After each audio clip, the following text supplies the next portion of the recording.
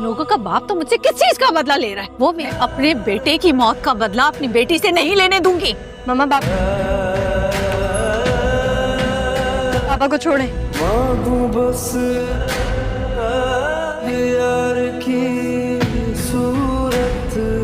मेरी बेटी की शादी नहीं करवा सकता हूँ। बेहतर है कोई और लड़का नहीं हो सकता। बाबा ने मेरी शादी तय कर दिया।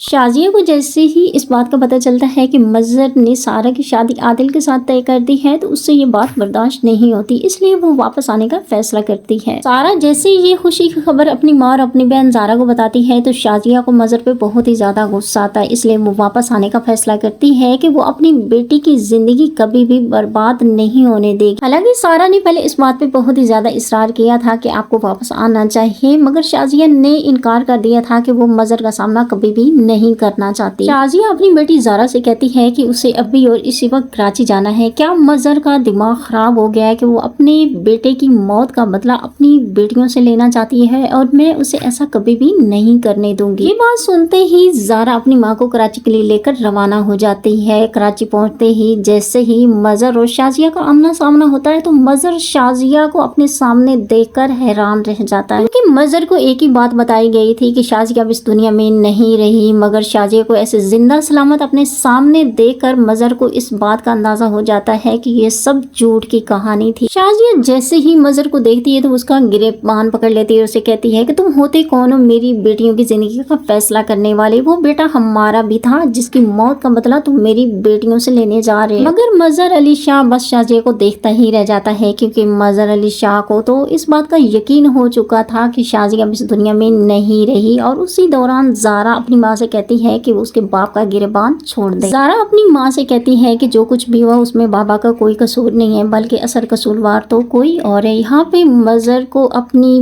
बहन फरहत की सारी हकीकत मालूम हो जाएगी। नाज़रीन, आपको क्या लगता है, क्या शाजिया मज़हर अली शाह को माफ कर सकेगी और क्या फरहत को उसकी की सजा मिलेगी? कमेंट सेक्शन में अपनी राय का इज़हार जरूर कीजिएगा। मिलते हैं नेक्स्ट वीडियो में, तब तक के लिए अल्लाह हाफिज़।